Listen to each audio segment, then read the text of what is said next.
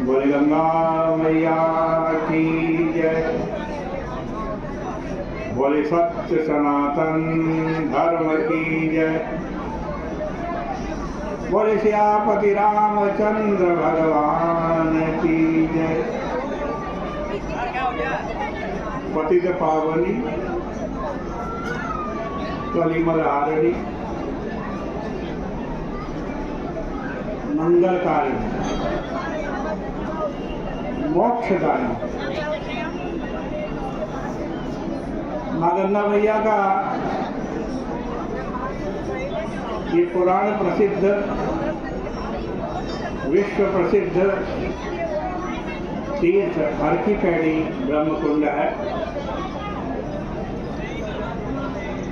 श्री रामचरित मानस से आप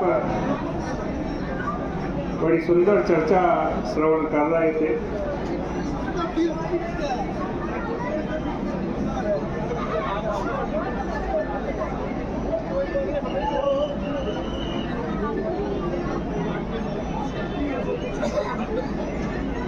देखो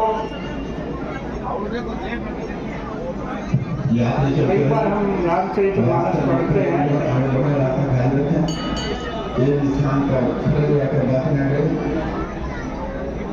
और कोई एक पंक्ति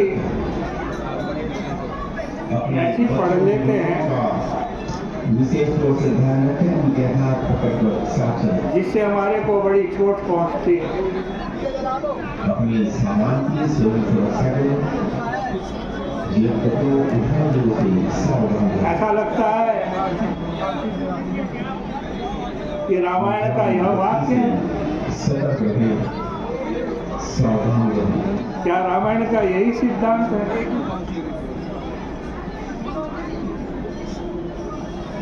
और मैं आपको कहूंगा कि जब भी आप रामचरितमानस का अध्ययन करें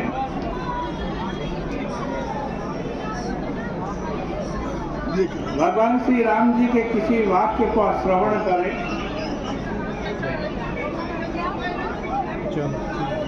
या पढ़ें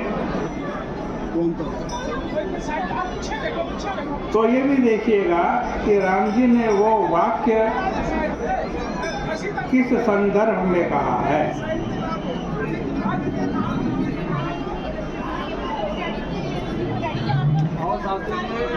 क्योंकि अलग अलग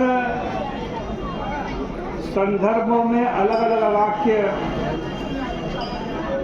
हो सकते हैं।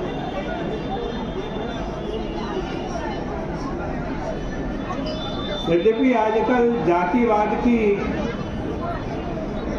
आलोचना तो खूब है, पर लोगों में जातिवाद भी बहुत है। इसलिए आजकल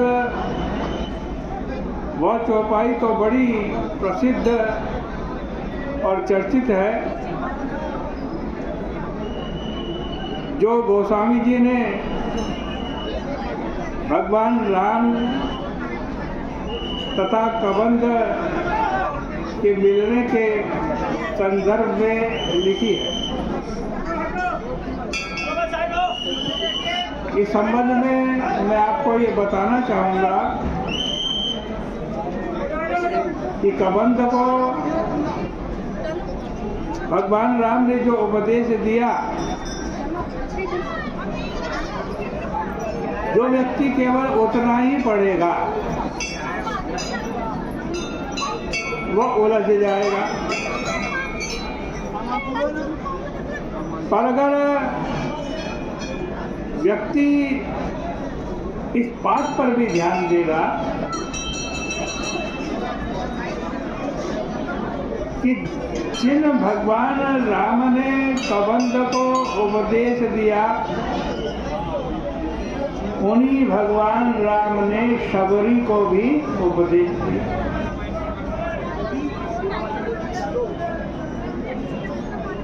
और दोनों के उपदेश जो कबंध को दिया और जो शबरी को दिया, उनको सामने रख करके आप विचार करेंगे तो समझ लेंगे कि दोनों उपदेशों में भिन्नता के पीछे भगवान श्री राम जी का क्या उद्देश्य है। कबंध की स्थिति क्या है और शबरी की स्थिति क्या है, इसे भगवान श्री राघवेंद्र भली भांति जानते हैं। इसलिए दोनों संदर्भों में प्रभु का उपदेश इतना बदला हुआ है कि पढ़कर के बड़ा विचित्र सा लगता है। पर दोनों प्रसंगों में भगवान श्री राम जी का उद्देश्य क्या है, आइए इस पर जरा विचार करें।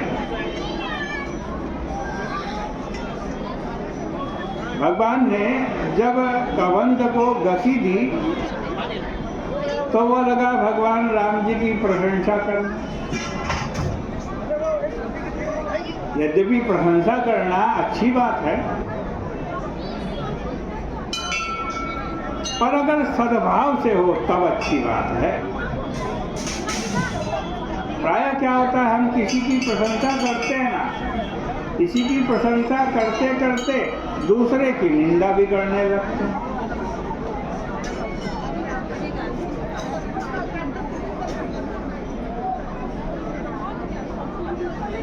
एक की प्रशंसा करते हैं तो दूसरे की निंदा यह कहकर अवश्य कर देते हैं, आप तो भाई बड़े सज्जन हो, और वो व्यक्ति बड़ा बुरा है। इसका अभिप्राय है कि वह यह समझता है कि इनकी प्रशंसा के साथ साथ जब हम दूसरे की निंदा करेंगे तो इनकी प्रसन्नता और बढ़ जाएगी। और कुछ लोगों की प्रसन्नता दूसरे की तुलना में अपनी प्रशंसा सुनकर सचमुच बढ़ जाती है। और कबंध भी इसी प्रकार के स्वभाव का है। कबंध ने यदि भगवान राम की प्रशंसा की होती कि आप बड़े उतार हैं प्रभु, तब तो वह सर्वथा उचित प्रशंसा थी। पर कबंध ने बड़ी चतुराई भरे शब्दों में भगवान राम से कहा कि दुर्वासा मोहि दीनी शापा। महाराज, आप तो मेरे को उत्तम गति दे रहे हो, एक दुर्वासा जी है, उन्होंने मेरे को शाप दे दिया। वो बड़े क्रोधी हैं।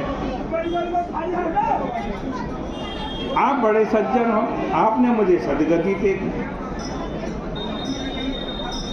और जब भगवान राम ने कबंध का यह शब्द सुना तो भगवान तुरंत समझ गए कि ये कबंध कहाँ अटका हुआ था।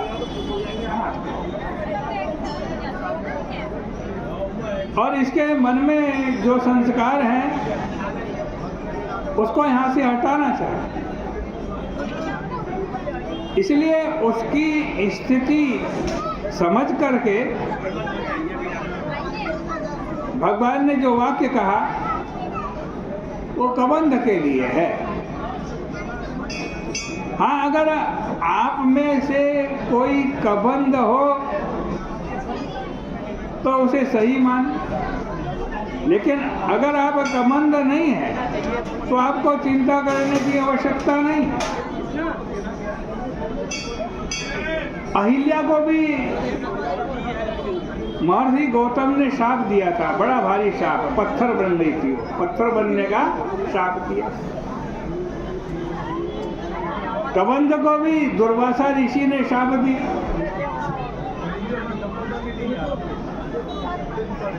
लेकिन दोनों की दृष्टि में भिन्नता है। कबंध की दृष्टि दूसरी है, अहिल्या की दृष्टि दूसरी है। अहिल्या जब भगवान के चरण स्पर्श से चेतन हुई तो वह कह सकती थी, महाराज आप तो बड़े सज्जन हैं, मेरे पति तो बड़े क्रोधी थे। क्योंकि एक छोटे से अपराध पर उन्होंने मुझे शाप दे दिया।